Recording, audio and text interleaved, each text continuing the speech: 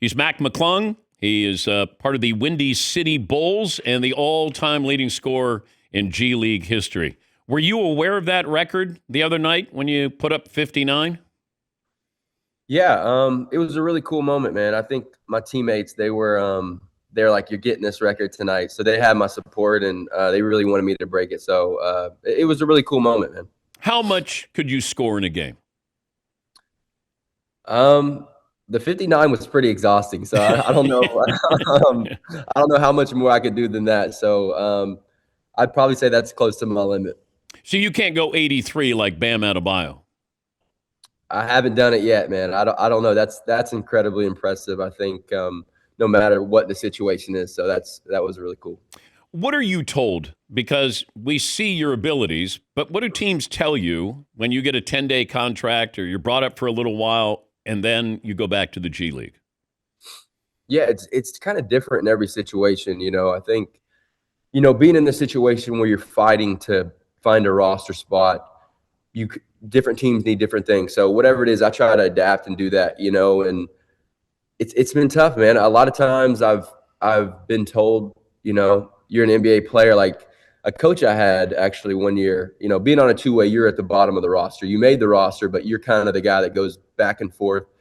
And I had a coach tell me one year, he's like, "Man, you're an NBA player. Like all you need is an opportunity." And like almost like was laughing. I was like, "Well, you got to give me that opportunity." But really, I'm just trying to make the most of whatever the situation is. It's tough, man. Well, you hear about you don't play defense or you're not good at playing defense. You're not good off the ball. Like these are things that have been said. Are those fair criticisms? My two games this year, when I got called up at the beginning of the year, where I got legit minutes, I was actually leading the league in steals. So I don't know if I agree with that totally. So it's tough. There's always going to be something, man. I feel like that's the thing I've been trying to do in the G League is just show like, oh, you said this wasn't that. That's not the case. And some people are always going to say certain things, man. But I've really got a lot of love and respect from peers in the league that I really appreciate and coaches in the league that I really looked up to. So I think just trying to find that opportunity in that right situation, man. What was your welcome to the NBA moment?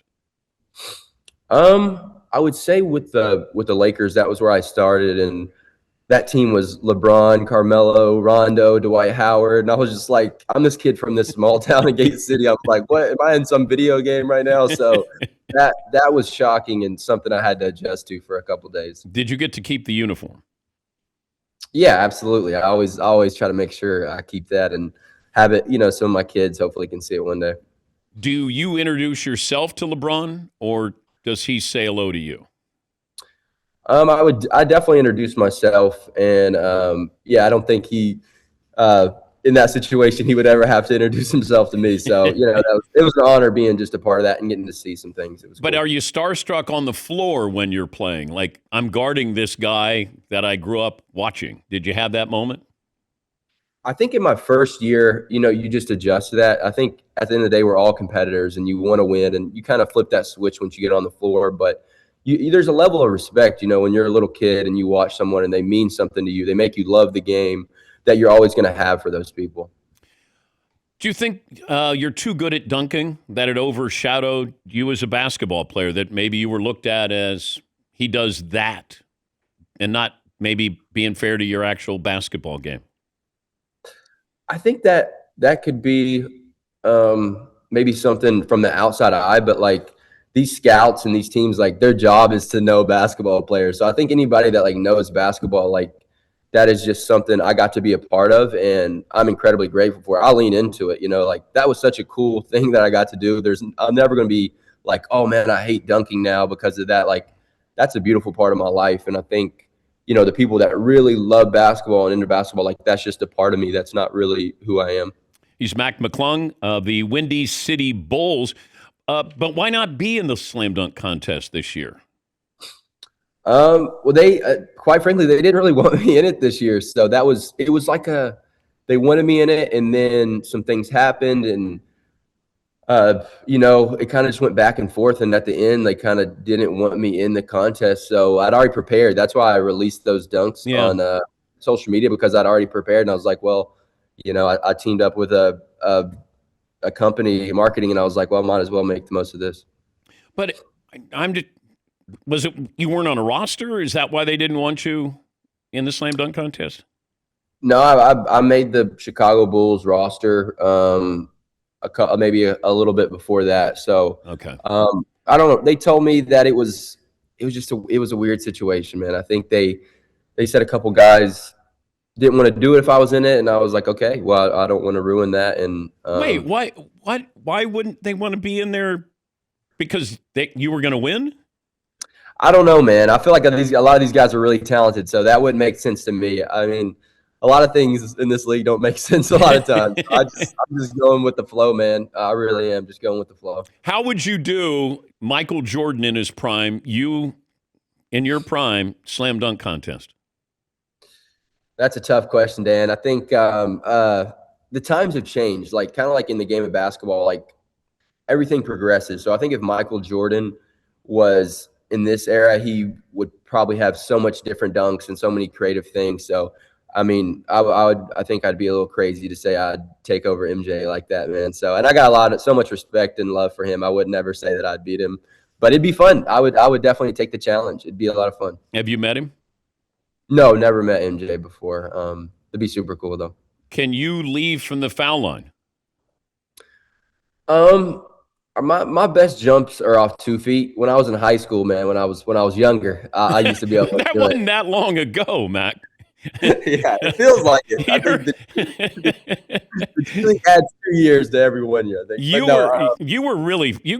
You got like viral famous in high school. It was like Zion Williamson. This guy, everybody wanted to see those videos. Like, did you feel like a star when you were in high school? That was some crazy times. I was in a town of 1,500 people, so everybody already kind of knew me, and it was the cool part about it was when we would travel to different schools, school would shut down early because people would be outside waiting for the games, and it kind of felt like we were the kind of like this band that was traveling. It was like me and my best friends, man. It was such a cool experience, and you'd go on YouTube and be like, oh, that got 2 million views last night. It's just, it was so weird being from a small town and like getting that attention, man. But it was really cool for me and my friends. So it was boy band. You were like, New Kids on the Block or One Direction? Yeah, we weren't that cool, but we felt good, man. It really did make us feel good. So what's the future? What are you, 27? 27 years old. The future for me, man, I'm not sure. I've really kind of going back to this situation and the record and my G League career, all I've tried to do is make the most of wherever I'm at in that moment. And whether that be the dunk contest, the opportunity I was given with that, or being in the G League, I've just tried to make the most of the situation. So I'm not attached to any outcome, but just whatever happens I really truly believe I'm not a victim of anything, man. So whatever happens is how it's supposed to be. Official height and weight. I measured at the combine. I measured 6'2", 185. Okay. Maybe it looks better when you're shorter. Like if you're 6'6" doing that, it's not as impressive. Yeah. I maybe wish I was 6'6". That would probably give me an easier career. Maybe, but, yeah. If you're 6'6", you're not winning the slam dunk contest, but you're playing in the NBA. There we go. Well, that's an interesting trade-off. Hey, it's been fun, been entertaining. I hope you get that true shot where you get to actually play and prove a lot of these people wrong. So congratulations on the scoring record. Dan, I really appreciate it, man. I appreciate you having me on. Thank you very much. It's Mac McClung. He's the all-time leading scorer in G League history.